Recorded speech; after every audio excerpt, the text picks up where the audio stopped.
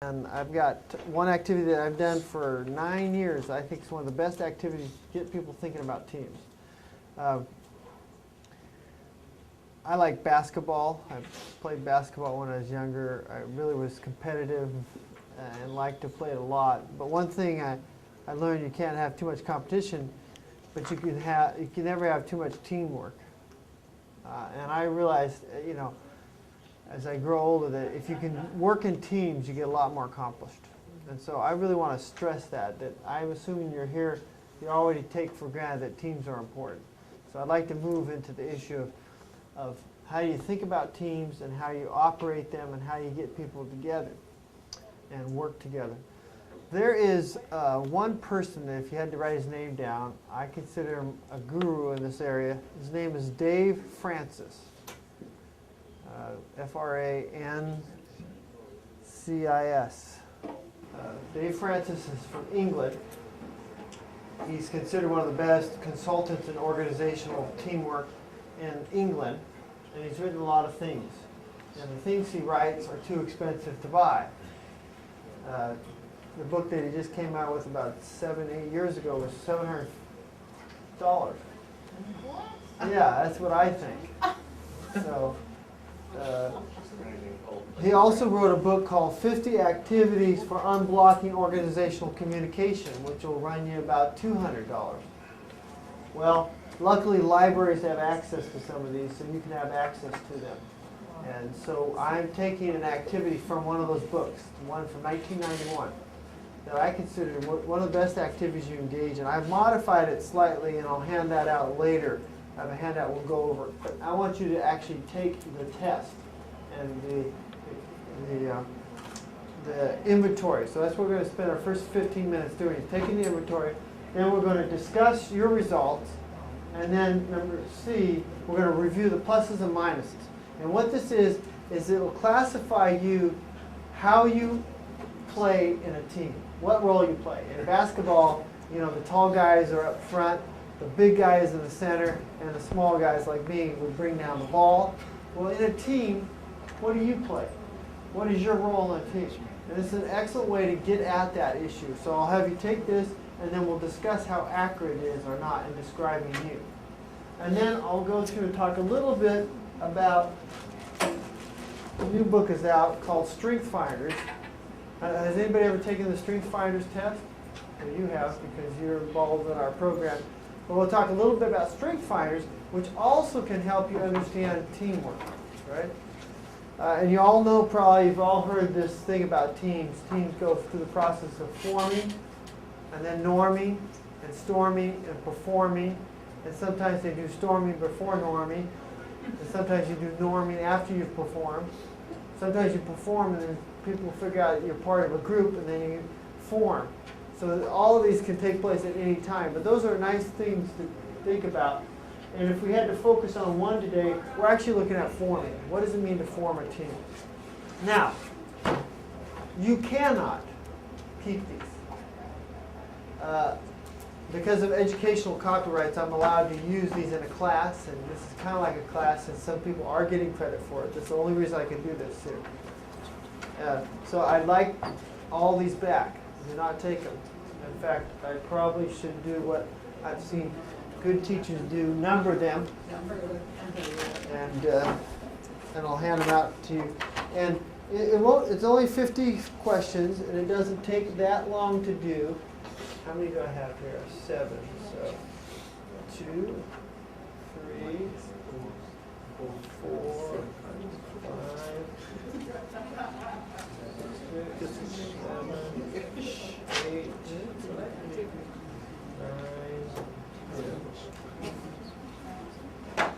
Can I get you to pass these out to everyone? Thank you. And don't belabor, don't spend hours on each question. Just answer the question best you know how, and then move on to the next issue. It's very important that you kind of give it your first shot on this. And once again, you probably can find this at a local public library, university library. if you want to get it to do with your class. But otherwise, you can order it online from Gower Publishing, which is a big English publisher. 6. Okay, so you see the questions and you see the grid that she just handed out to you. Did everybody get? Oh, did we run out on the? Yes. Oh. Oh, pass them down there. Yeah, there you go. Yeah. All right, here's 8, 9, 10, 11. Somebody here? Or is it you? 12, 13, 14. Okay, well, go ahead and take some time to fill this out. You can see hopefully how to do it. So question 1, just put a number right here. So the first question is, I carefully assess the capabilities of everyone else in the team. Okay, on a scale of 4, yes, I do that all the time, or 0. So you put in a number right here. And then number 2, question goes right here. Number 3, number 4, number 5, number 11. And then when you're done with all that, then add these up, down, and put the results right here. And then circle your highest 2. Okay? Highest 2 numbers. Okay. So go ahead and get started in that.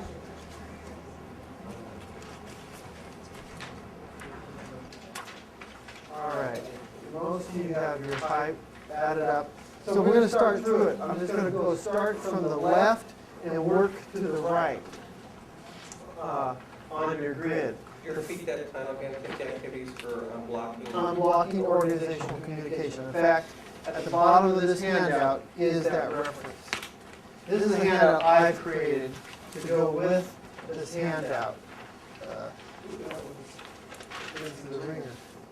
I'm going to hole punch this one so you can put it in your book. This is the most useful of the handouts because this will keep you on understanding what those areas are.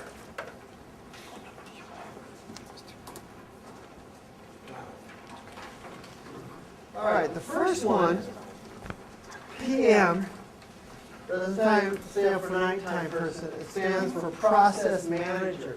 How many had that in their top 2? 1, 2, 3, 4. Okay. I'm always curious. In fact, I have a theory, and we'll see if my theory holds true. My theory has been, I've taught this for about 18 classes. I've taught it at the University of Akron and here on this. And this one right here, and this one right here, have been the highest among educators. We'll see if it holds true here. We'll wait until we get to those. Okay, the process manager is a person who likes to form teams, likes to identify people's strengths, likes to set objectives, structure meetings, classify ideas, allocate roles, and maintain momentum. Okay. These individuals love to study teams and work on teams and love processes and charts and diagrams and timetables. Okay, deadlines. All right? And you'll notice that I have abbreviated on this grid the strengths, which are the pluses of these individuals, the potential these individuals have for dipping into the negative side of their lives. And then I have also put down, when do you use somebody like that in a team? Do we need some more back there? Okay. Yeah, I can do it.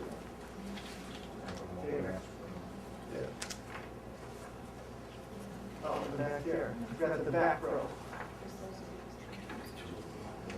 Okay, so the process manager, I've just listed off some of the benefits of the process manager. So you'll see over here positives. They identify other people's strengths, provides plan and structure. They're organized. They see the detail. Beautiful people. How could anything go wrong with these individuals? Well, in the next category, sometimes when they get too extreme in their personality, these are some things that can manifest. There's a little bit of controlling. It can be fairly inflexible and rigid. Why? Because we are doing this here, and then this here, and then we'll finish that and we'll move on to it. Which is good sometimes, right? But sometimes you go too far. And they can sometimes be unrealistic, setting deadlines that may be too hard for the, what we'll see, the later people like the radicals.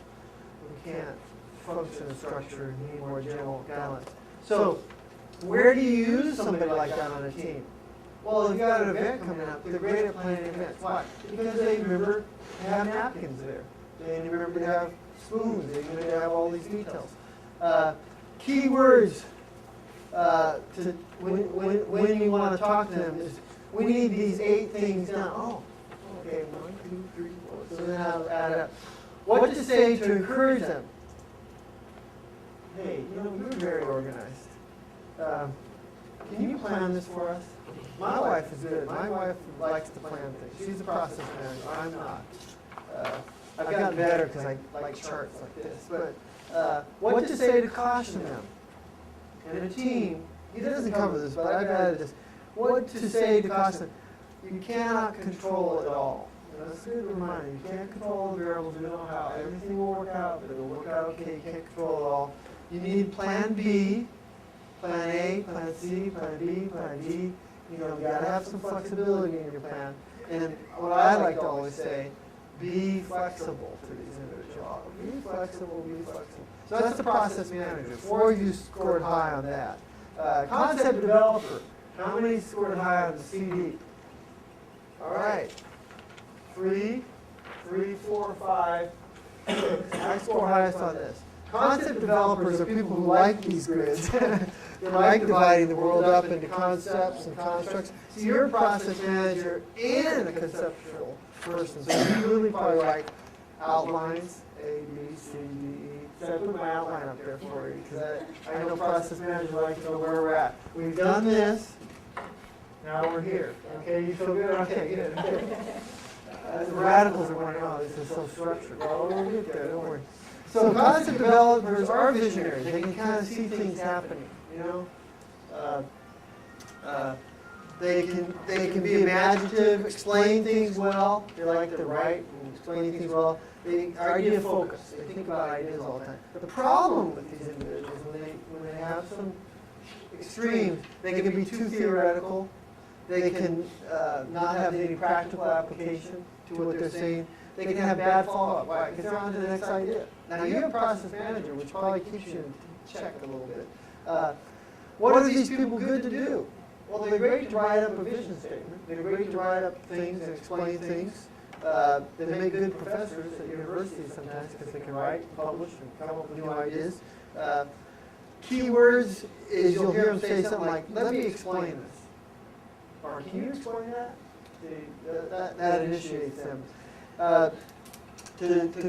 To help them caution them, say, hey, come on, ideas need legs. Come on, explain how that will work for us.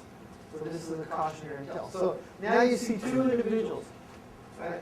And this pattern continues for all of these. Right? And you'll be high in many different ones. Now this next one, to be perfectly honest, I'll be surprised. Who scored high on that? Oh, okay, 2. In my years of experience, this has been the least amount among educators. Because these are the radicals. Radicals, yeah, that's right. No, he knows he has to be in, he's playing his role.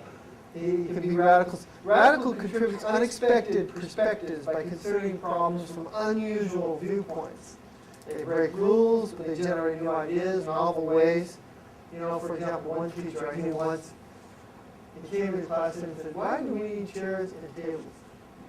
Took all the chairs and tables out. They were all gone. This is junior high. You know those junior high teachers that are out in left field. Well, they do creative stuff and everybody. So the students came to the class and had a place to sit. He said, we're not here to sit. We're working on projects. He eventually brought in tables.